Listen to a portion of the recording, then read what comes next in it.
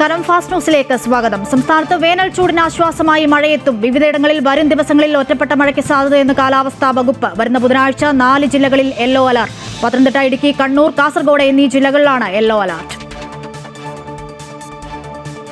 സംസ്ഥാനത്ത് ചൂട് കനക്കുന്ന സാഹചര്യത്തിൽ അതീവ ജാഗ്രത വേണമെന്ന് മുഖ്യമന്ത്രി. ഉഷ്ണതരംഗ സാഹചര്യം വിലയിരുത്താൻ വിളിച്ച ഉന്നതതല യോഗത്തിലാണ് മുഖ്യമന്ത്രിയുടെ നിർദ്ദേശം. പൊതുയിടങ്ങളിൽ തണ്ണീർപ്പന്തൽ ഉറപ്പാക്കണമെന്നും അംഗനവാടികളിലും സ്കൂളുകളിലും cool roof ഒരുക്കണമെന്നും Pinarayi Vijayan.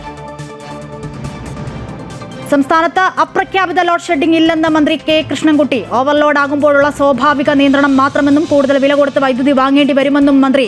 Current charge കൂട്ടാതിരിക്കാൻ ശ്രമിക്കുന്നുവെന്നും വൈദ്യുതി ഉപയോഗം 6195 മെഗാവാട്ട് പിന്നിട്ടുവെന്നും ജനങ്ങൾ സ്വയം നിയന്ത്രിക്കണമെന്നും മന്ത്രി.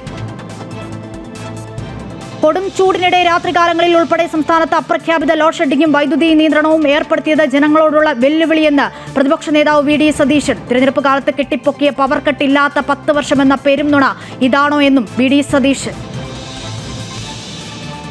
തൃശൂർ പൂരത്തിന്റെ വരവറിയിച്ച ശക്തന്റെ തട്ടകത്തിൽ പൂരവിളംബരം. കൊമ്പൻ എറണാകുളം ശിവകുമാർ നെയ്തലക്കാവിലമ്മയുടെ തിടമ്പേറ്റി തെക്കേ നട തുറന്ന് പൂരവിളംബരം നടത്തി.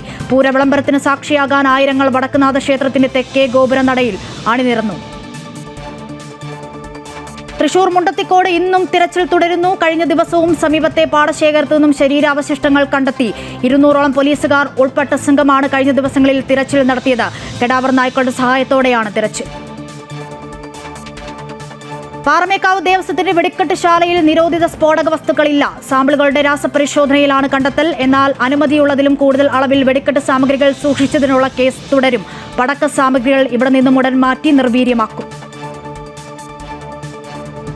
അഞ്ചരക്കണ്ടി ദന്തൽ കോളേജ് 1ാം വർഷ BDS വിദ്യാർത്ഥി നിതിൻ രാജ് മരണപ്പെട്ട് 16ാം ദിനം സുപ്രധാന വിധി. പ്രതിപട്ടികയിൽ ഉൾപ്പെട്ട അധ്യാപകൻ ഡോക്ടർ റാമിന് ജാമ്യം നിഷേധിച്ചു.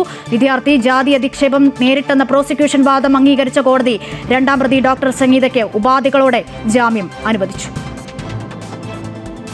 മുഖ്യമന്ത്രി സ്ഥാനത്തെ ചൊല്ലിയുള്ള തർക്കത്തിൽ താക്കീതുമായി KPCC. പരസ്യപ്രസ്താവന വിലക്കി. പരസ്യപ്രതികരണങ്ങൾ തുടർന്നാൽ നടപടിയുണ്ടാകുമെന്നും മുന്നറിയിപ്പ്. മുഖ്യമന്ത്രി ചർച്ചകളിൽ പ്രവർത്തകർ അസംതൃപ്തരാണ്. ചർച്ചകൾ അവസാനിപ്പിക്കണമെന്ന് നിർദ്ദേശിച്ചതായും അധ്യക്ഷൻ സണ്ണി ജോസഫ്. ശബരിമല ക്ഷേത്രത്തിന് മുകളിലൂടെ ഹെലികോപ്റ്റർ പറപ്പിച്ച സംഭവത്തിൽ കോസ്റ്റ് ഗാർഡിന് ഗുരുതര വീഴ്ച സംഭവിച്ചതായി ADGP റിപ്പോർട്ട്. കോസ്റ്റ് ഗാർഡിന്റെ വിശദീകരണം തൃപ്തികരമല്ലെന്നും റിപ്പോർട്ടിൽ.